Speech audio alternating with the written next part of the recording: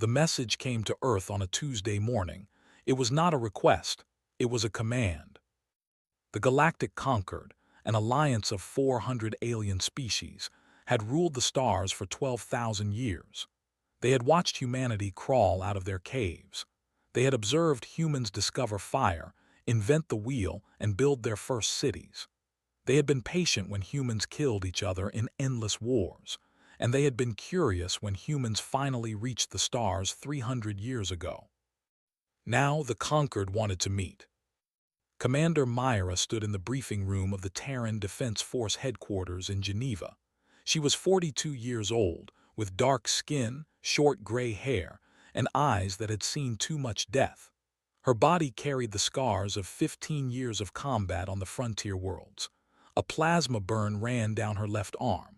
A knife wound marked her right shoulder. She walked with a slight limp from a battle on Colony 7, where she had held a defensive position for 18 hours with nothing but a combat knife and pure determination. She did not like politicians. She trusted soldiers. Politicians talked while soldiers died. "You want me to babysit diplomats?" she asked. General, a heavy man with a tired face, nodded slowly. "Ambassador is leading the delegation. The Security Council wants military protection. You're the best we have." "I'm a combat officer, sir, not a bodyguard." "The Queen will be there," Commander leaned forward. "Queen, she rules 900 star systems. Her psychic abilities can break minds. Every species in the galaxy bows before her, every single one." Myra crossed her arms. "And you think a human soldier can protect the ambassador from that?" "I think a human soldier can remind the galaxy that we don't break easily," smiled without humor. "Besides, you've never bowed to anyone in your life. I figured you might as well start with the most powerful being in the known universe." The journey to Throne World took 3 weeks. The human ship, the TSS Endurance, was small compared to the massive vessels of other species. It looked like a toy next to the kilometer-long hive ships or the elegant crystal cruisers of the. Myra spent most of the journey in the ship's small gym, training her body and her mind. She studied everything they knew about the. They were an ancient race in appearance with powerful telepathic abilities. Their queens ruled with absolute authority. No one questioned them. No one them. To do so meant death or worse, the complete destruction of one's mind. Ambassador visited her on the final day of the journey. He was a small man with careful hands and nervous eyes. He had spent 30 years studying alien cultures and diplomatic protocols. "Commander, I need to discuss the prostration ceremony," he said. Myra continued her exercises, lifting weights that would have crushed a normal human. "What about it?"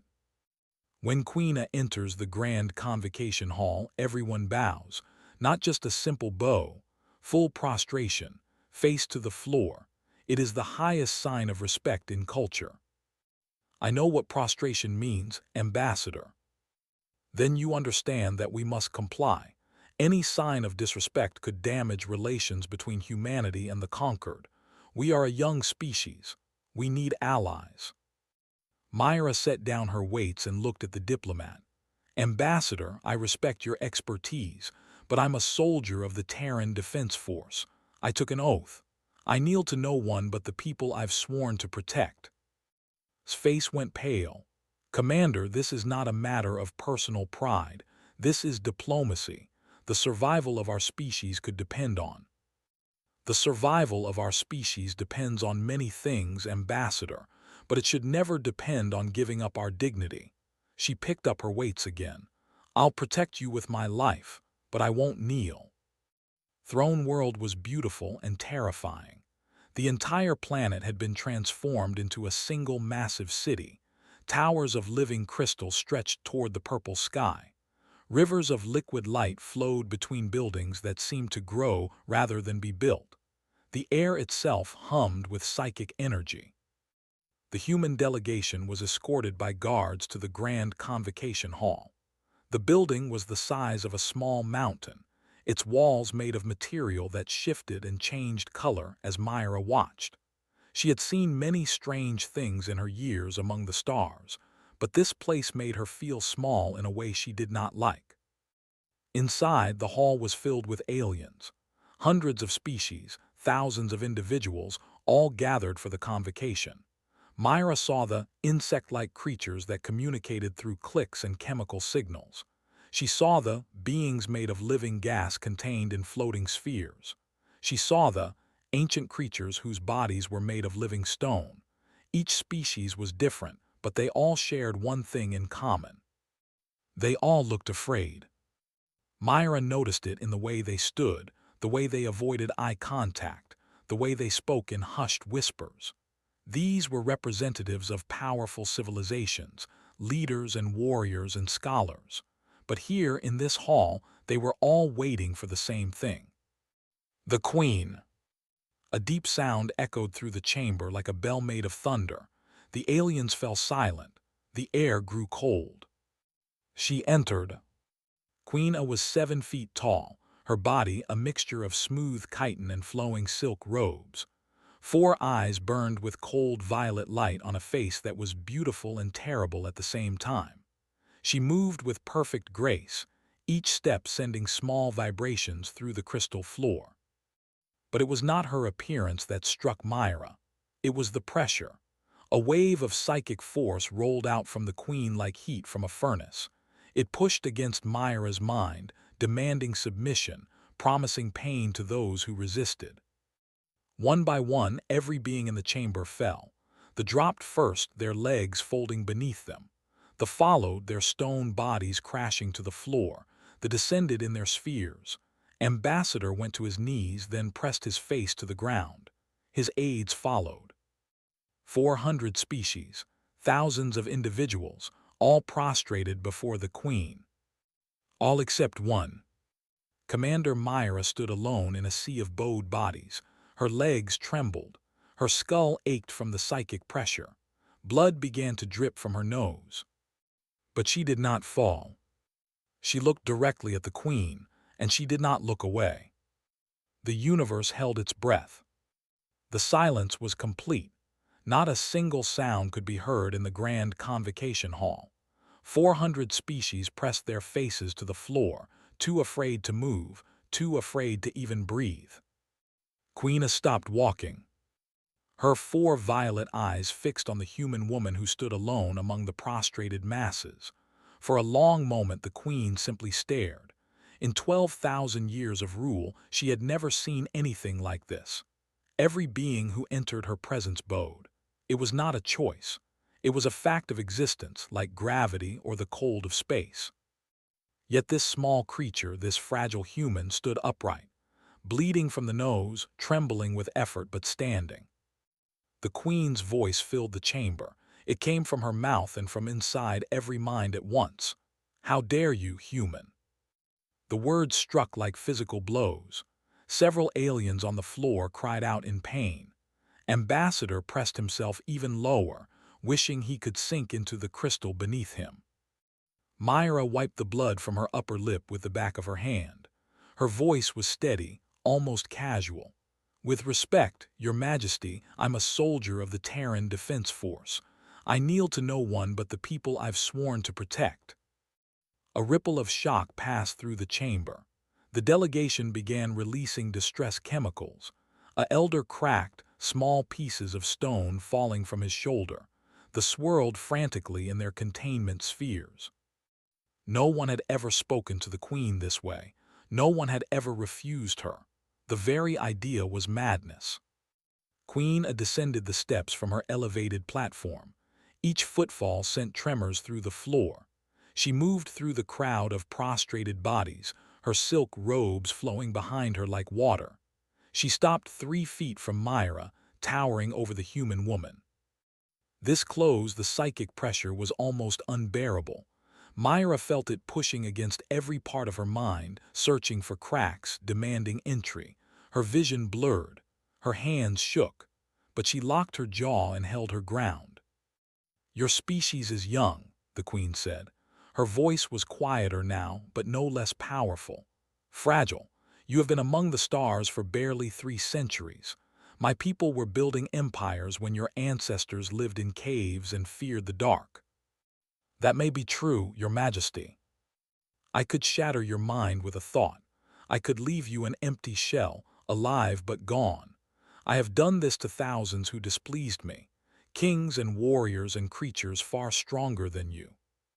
Myra met those four burning eyes without flinching. Then she smiled, a thin and dangerous expression. You could try. The queen's eyes narrowed. Around the chamber, aliens pressed themselves even flatter against the floor, expecting the human to be destroyed at any moment. Ambassador whispered prayers in 3 different languages. You are either very brave or very foolish, the queen said. My commanding officer says both, Your Majesty. For a long moment, neither of them moved. The queen studied the human before her with growing interest. She reached out with her mind, not attacking but observing. She touched the surface of Myra's thoughts and found something unexpected. There was no fear. Oh, the human felt pain. The psychic pressure hurt her. But beneath that pain there was only calm determination. The queen had touched millions of minds across thousands of years. She had felt fear in every single one. Fear of death, fear of pain, fear of her. But this human woman was not afraid. She was ready to die, ready to be destroyed, and she simply did not care. Why do you resist? The queen asked, and there was genuine curiosity in her voice. You know you cannot win, you know I am stronger, yet you stand. Why? Myra considered the question carefully. Where I come from, there's a saying. What doesn't kill me makes me stronger. Humans evolved on a harsh world. Our gravity is high. Our atmosphere is poison to most species. Our planet is filled with predators and diseases and natural disasters that should have killed us 100 times over. And yet you survived. We did more than survive. We adapted. We overcame. We learned that the universe doesn't care about our comfort. It doesn't bend to our wishes, so we learned to bend it to ours. Myra straightened her spine, standing even taller. But more than that, we learned to choose. Every human carries the weight of their own will. It's the one thing that belongs entirely to us. No one can take it without our permission. And you choose not to kneel. I choose not to kneel. The queen circled her slowly, like a predator examining strange prey. Your people are small in the galaxy. Your fleet is nothing compared to mine. Your colonies number in mere dozens while I rule 900 systems. What could you possibly offer the conquered that justifies such arrogance? Myra almost laughed. Arrogance? Is that what you call it? I call it dignity, Your Majesty. The simple belief that my worth as a person doesn't depend on how low I can bow. She gestured at the prostrated masses around them. Look at your conquered. Look at them cowering on the floor. These are ambassadors and leaders and warriors, the best their species have to offer, and they're lying face down like scared children. They show respect. Do they, or do they show fear? Myra shook her head. I don't think you know the difference anymore. I don't think anyone has shown you real respect in a very long time. The queen stopped circling. Something flickered in her violet eyes, something old and tired and almost sad. You speak boldly for a creature I could destroy with a thought. If you were going to destroy me, you would have done it already. Myra met her gaze calmly. Instead, you're talking to me, listening to me. Maybe because you've been waiting 12,000 years for someone to tell you the truth. The psychic pressure in the chamber shifted. It didn't decrease, but it changed.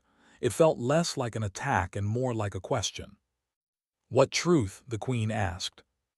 That a crown built on fear sits on a throne of sand. That an empire held together by terror is already dying. That bowed heads are just waiting for the knife, and fearful hearts plot in silence. Myra took a step forward, toward the queen rather than away. You've ruled for 12,000 years. You've made everyone bow. And in all that time, has anyone ever stood beside you as an equal? Has anyone ever chosen to follow you because they wanted to? The queen did not answer, but in her eyes, Myra saw something she recognized. Loneliness. The most powerful being in the galaxy, surrounded by millions of subjects and completely, utterly alone. The attack came without warning. One moment, Queena was standing still, her four eyes fixed on Myra with strange intensity. The next moment, a lance of pure psychic force slammed into the human's mind like a hammer made of lightning. Myra had been shot before. She had been stabbed, burned, beaten, and left for dead on frozen moons and burning deserts. She thought she knew what pain was. She was wrong. The Queen's attack was not physical. It bypassed her body entirely and struck at the very core of her being. It was as if someone had reached into her skull and grabbed her thoughts with burning hands. Memories exploded in her mind without order. She saw her childhood home, her mother's face. The day her squad was ambushed on Colony 7. The smell of blood, the sound of screaming. Myra dropped to one knee. Around the chamber, the prostrated aliens felt the edge of the psychic assault. Several of them passed out. They began making sounds of pure terror. Ambassador pressed his hands over his ears, though it did nothing against a mental attack. The Queen walked closer, pressing her advantage. This is the power you defy, human. This is what has brought 900 worlds to heal. I have broken the minds of kings. I have shattered warriors who made you look like a child. I have destroyed entire species who dared to resist me. Blood poured freely from Myra's nose now. Red spots appeared in her vision. Her hands pressed against the crystal floor, her body shaking like a leaf in a storm. But she did not fall flat. She stayed on one knee, fighting, refusing to give in completely. Interesting, the Queen said. Her voice sounded far away like an echo from another world. You resist. Even now at the edge of destruction, you resist. How? What gives you this strength? Myra looked up. Her eyes were red with broken blood vessels. Sweat and blood covered her face. Speaking felt like lifting a mountain, but she spoke anyway. You want to know our secret? Her voice was rough, barely a whisper. Humanity has been fighting since the moment we were born. We fought the ice ages that should have frozen us. We fought the predators that should have eaten us. We fought the diseases that should have killed us. We fought each other in wars that nearly destroyed our entire species. She forced herself upward, one trembling leg at a time. The Queen increased the pressure, pouring more power into her assault. Myra screamed through her teeth but kept rising. We learned something from all that fighting, she continued. We learned that the body is just a tool. It can be broken, healed, broken again. But the will, the spirit, the part of us that refuses to quit, that keeps going when everything else is gone, that cannot be destroyed from outside. She stood, blood dripped from her ears now. Her vision was almost completely red, but she stood. You can kill me, Your Majesty. You can burn my mind to ash, but you cannot make me bow, because bowing is a choice and that choice is mine to make. Mine alone, not yours.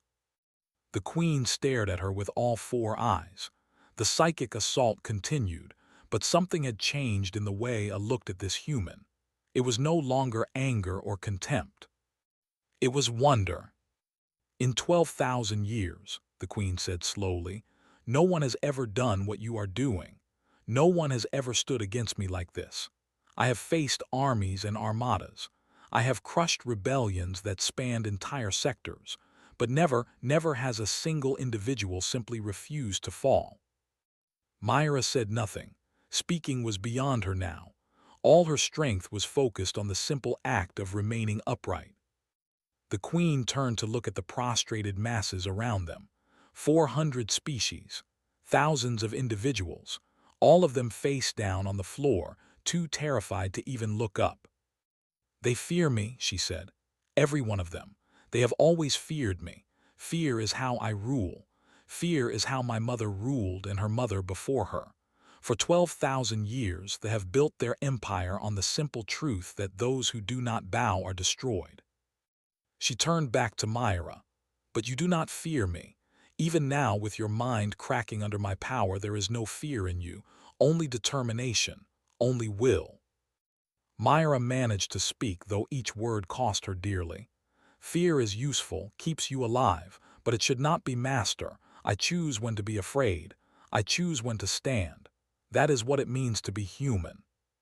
The queen was quiet for a long moment.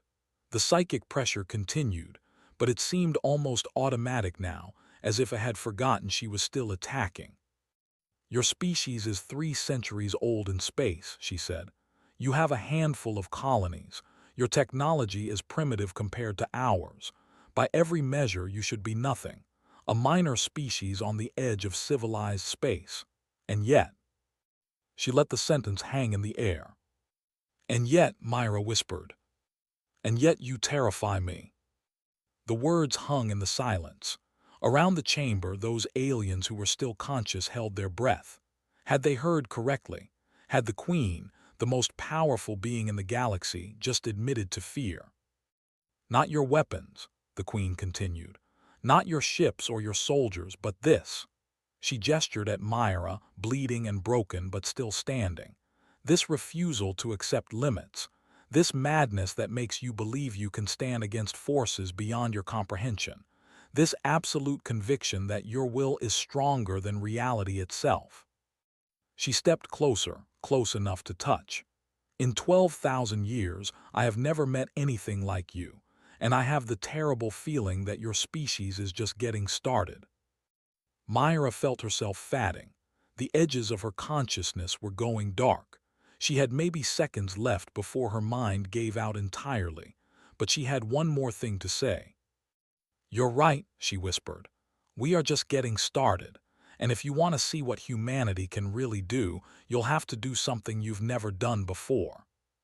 And what is that? Myra smiled through bloody teeth. Ask nicely. Then the darkness took her and Commander Myra finally fell. But even in falling, she did not bow. She collapsed straight down, like a tree cut at the base. Face up, eyes open, unbowed to the last. Myra woke up in a room made of light. The walls were not solid. They flowed and shifted like water, glowing with soft colors that changed slowly from blue to purple to gold.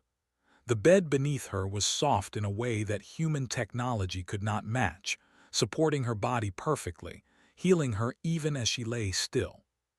She sat up slowly, expecting pain. There was none. She touched her face, her ears, her nose. No blood, no damage.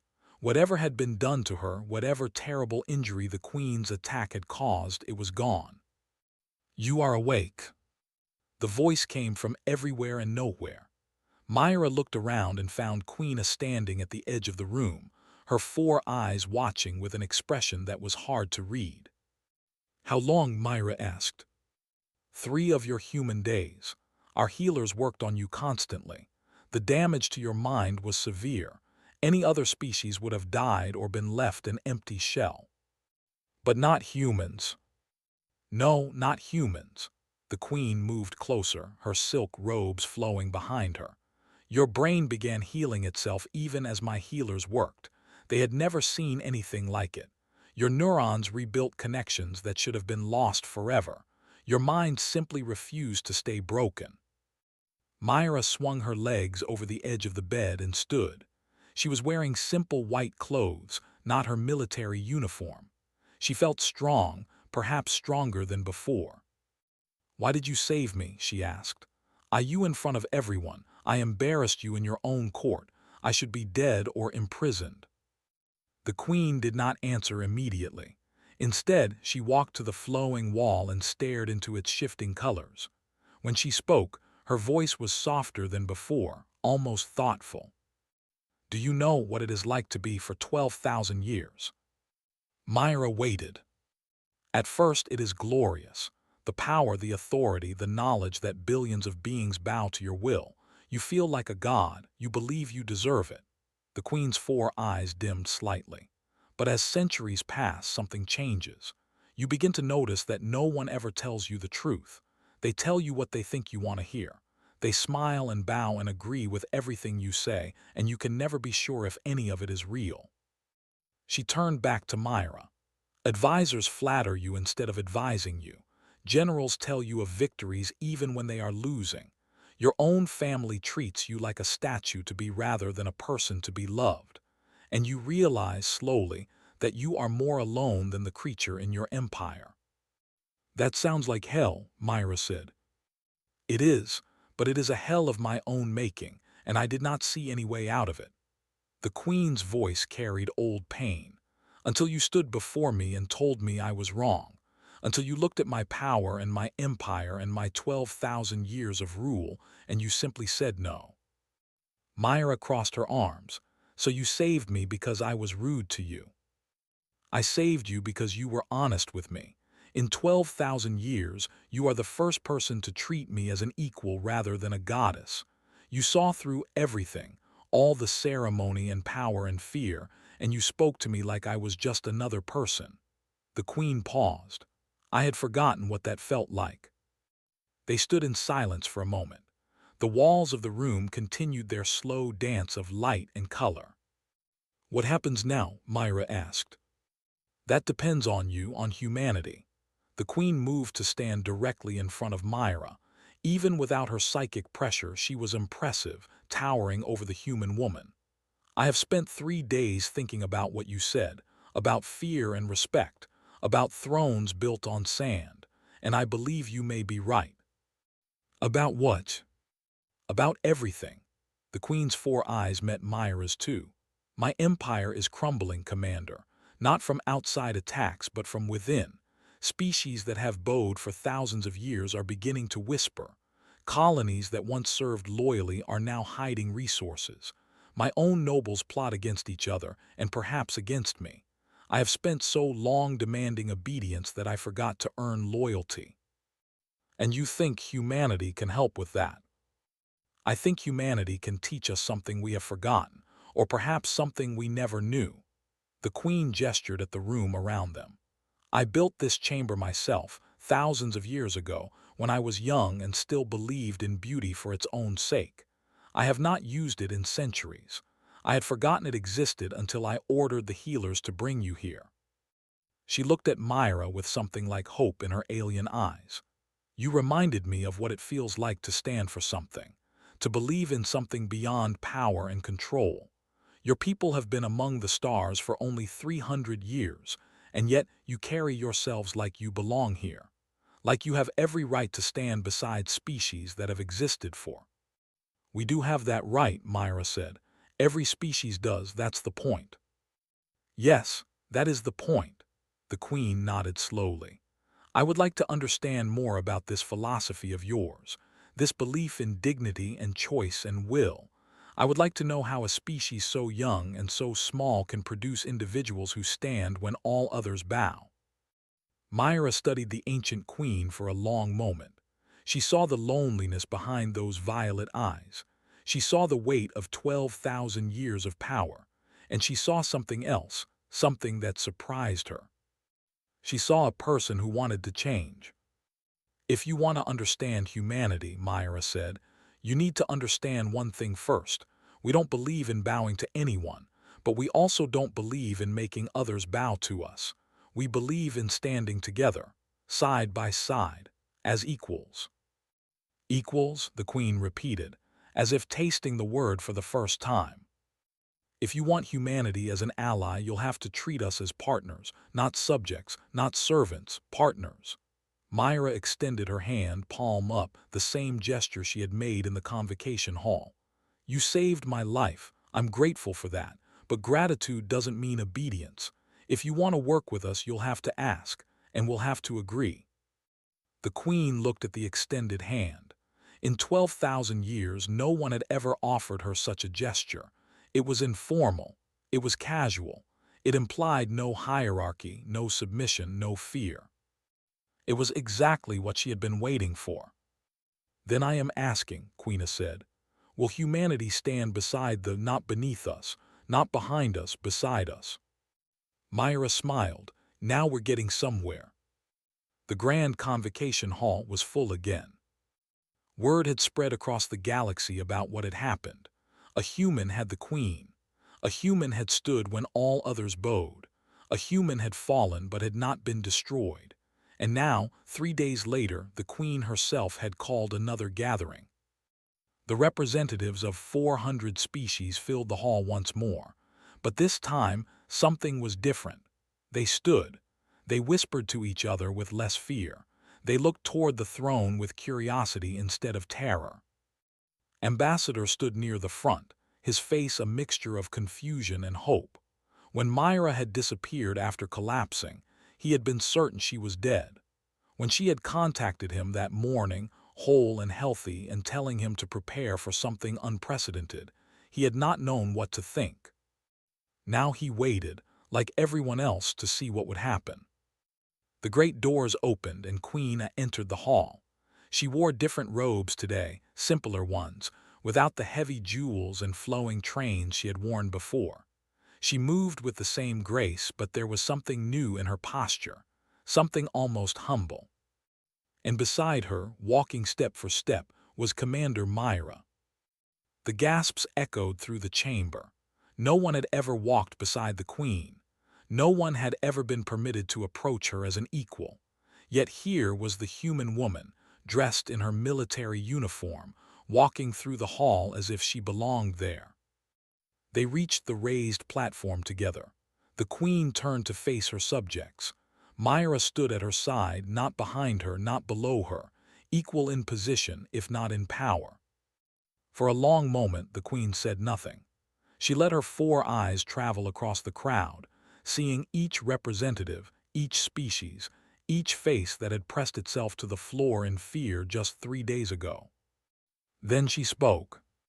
For 12,000 years, the conquered has been built on one truth, that power demands obedience, that the strong rule and the weak serve, that any who defy the throne must be crushed. Her voice was still powerful, still filling every corner of the vast hall, but it carried a different tone now. I have spent my entire existence enforcing this truth. I believed it was the only way to maintain order, the only way to keep peace across 900 worlds.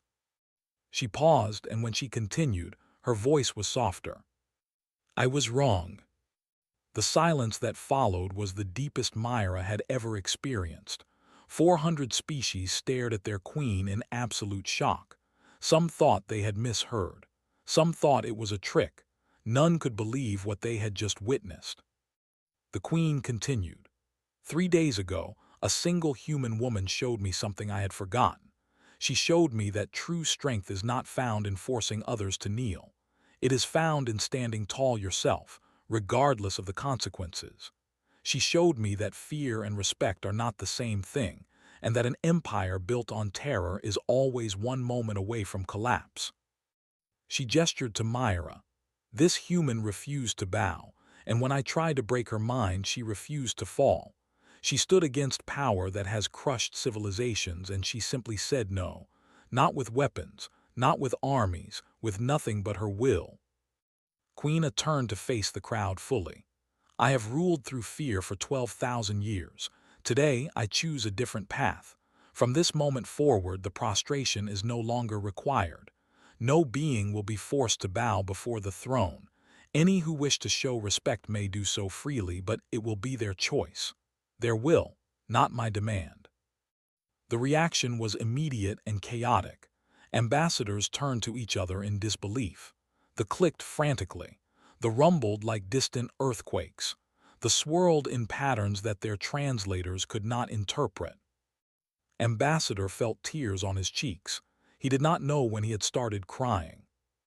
The Queen raised one hand and the hall fell silent again. There is more. I have spoken with Commander and Ambassador about a new relationship between the Dominion and the Terran species. We will not be their masters. We will not be their rulers. We will be their partners. She turned to Myra. Commander, would you address the conquered? Myra stepped forward. She looked out at the sea of alien faces, at creatures she had never imagined in her wildest dreams, at beings who had existed for before humanity had even discovered fire. And she spoke as she always spoke, directly and honestly. My people have a saying, all men are created equal. We've fought wars over that idea. We've died for it. We've killed for it. And we've spent 300 years in space trying to figure out what it means when the universe turns out to be full of beings who aren't men at all. She smiled. Here's what we've decided. It means everyone. Human, all of you. Every thinking being has the same basic right to stand on their own feet, to make their own choices, to live with dignity. No one is born to bow. No one is born to rule. She looked at the Queen, who nodded slightly. The Queen has offered humanity partnership, not service, not submission, partnership. We will stand beside them, not beneath them. We will work together as equals to build something better than either of us could build alone. Myra turned back to the crowd. And we offer the same partnership to all of you. Every species in this hall has bowed for too long. You've forgotten what it feels like to stand straight. Well, here's your chance. Stand with us. Stand with the Queen, not as servants but as allies, not through fear but through choice. She raised her voice. The universe is vast and dangerous. There are threats out there that no single species can face alone. But together, standing side by side, respecting each other's dignity, we might just survive what's coming. We might even thrive. The silence stretched for a long moment. Then slowly, a representative rose to its full height. It was a strange movement for a species that had always bowed. Its legs trembled. Its wings fluttered nervously. But it stood. Then an elder straightened, stone grinding against stone as he lifted his ancient body upright. A sphere rose higher in the air. Ambassador stood taller than he had ever stood before. One by one, species by species, the representatives of the Galactic Conquered rose from their permanent crouch and stood straight. Some wept, some laughed, some simply stared in wonder at a universe that had suddenly become larger than they had ever imagined. Queen watched them rise, and for the first time in 12,000 years, she felt something she had forgotten existed. Pride not in herself but in them, in all of them standing together. She turned to Myra. What you have done here today will be remembered for. You have changed everything. Myra shook her head. I didn't change anything, Your Majesty. I just reminded people of something they already knew. Everyone wants to stand. Sometimes they just need to see someone else do it first. The Queen nodded slowly. Then humanity will stand with us, and together we will build something new. Something better, Myra agreed. They clasped hands, human and soldier and queen, the first true alliance of equals in 12,000 years of galactic history. And around them, for the first time in living memory, the beings of 400 species stood tall, not because they had to, not because they were afraid, because they chose to. That was the day the universe changed, not through war or conquest or destruction, but through the simple, powerful act of one human who refused to kneel. And in the histories of 1,000 worlds, they would remember her name. They would tell stories of the human warrior who looked into the face of absolute power and simply said no, who fell but did not bow, who showed an ancient queen that strength without dignity is just another form of weakness. Commander Myra, the unbowed. The woman who taught a galaxy how to stand.